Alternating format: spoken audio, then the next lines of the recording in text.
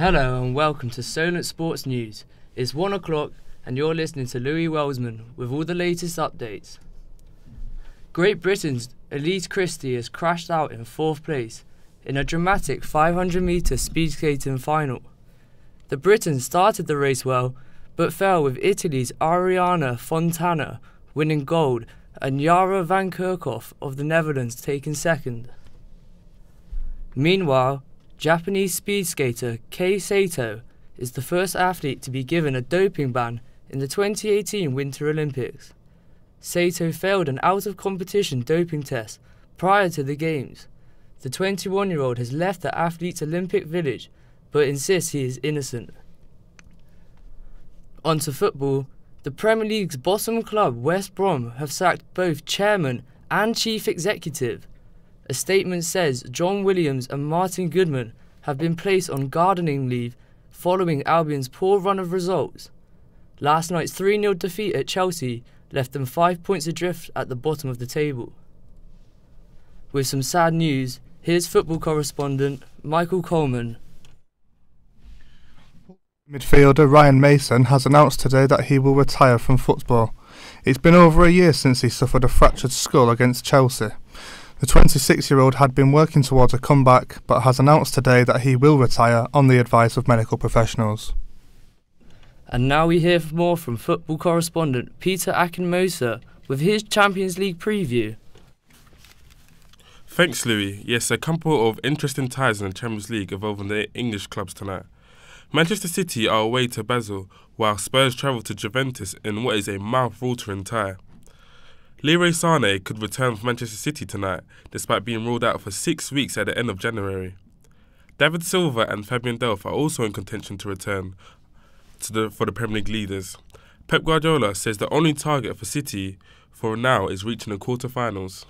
The physicality and the quality of the opponents, individual and collective, is higher. 180 minutes, so your emotions are involved in this kind of tournament a lot, and hopefully we can control it as good as possible and go through. Cricket now, and Ben Stokes will appear in court for the first time today after being charged with a fray following an incident outside a nightclub. He will appear at Bristol Magistrates Court alongside Ryan Alley and Ryan Hale after a fight in the early hours of the morning back in September. Without the all-rounder, England suffered a third 2020 defeat in a row this morning as they were beaten by New Zealand by 12 runs in the Tri-Series. The Black Caps made 196 for 5, while England managed 184 for 9. The defeat leaves England with 0 points, and they have one match left against New Zealand on Sunday the 25th of February. Josh Butler says his side gifted the game to their opponents. That proved to be the difference in the end. I think we were just off with our skills. Wicket obviously played a lot better than everyone thought, and it produced a really good game. But we probably didn't quite bowl as well as we could have. Guptill and Williamson put us under a lot of pressure. We're probably trying to find ways to break that partnership. Speculation has started gathering as to whether Stokes will join his teammates in New Zealand. Local cricket player Sean Wilson discussed the possibility of him joining the side. I think for a cricketing purpose, yeah, I think he hasn't really been proven that guilty for what he's done. So I think as long as it doesn't clash with the date of his hearing, then yeah, it should be fine.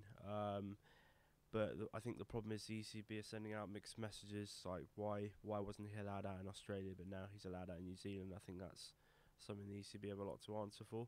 But the bottom line is England need Ben Stokes because he's one of the best players in the world, and he adds a lot of balance to the side as a fourth seamer and as a middle order batsman. So I think England definitely need him out. Should he be allowed? As long as it doesn't clash with his hearing, then it should be fine. But it will raise questions as to why he wasn't allowed in Australia when it's been a similar situation. So I think that's something that the ECB will have to look at. Chelsea boss Antonio Conte has eased the pressure on himself following his side's win last night. Back-to-back defeats has meant the victory will lift Conte's men back into the top 4, and the Italian understands the pressure that has mounted upon him and his players. There is this pressure from the start of this season. I think that is not important, but I understand that this type of pressure can weigh on the shoulder for my players, and this could be very bad, very bad. England prop Joe Marler has said that Eddie Jones has given him a stern warning over his discipline.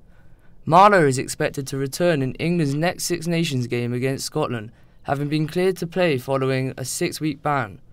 Marler was suspended for leading with an arm against Sale Sharks player Joe Luani.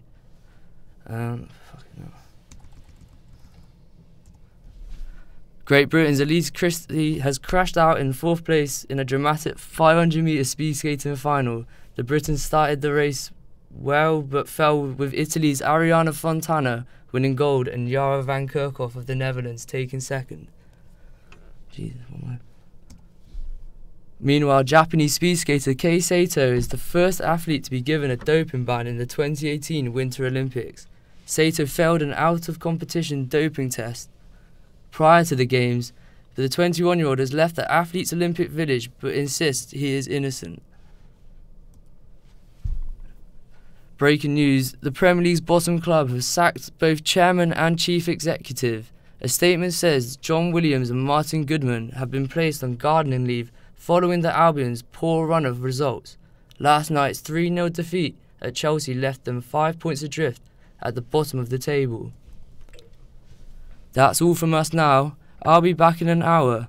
Remember you can keep up to date on our website at www.solentjournalism.co.uk or follow us on Twitter at Solent Newsdays or like us on Facebook at Solent Newsdays. That's all for now. Goodbye.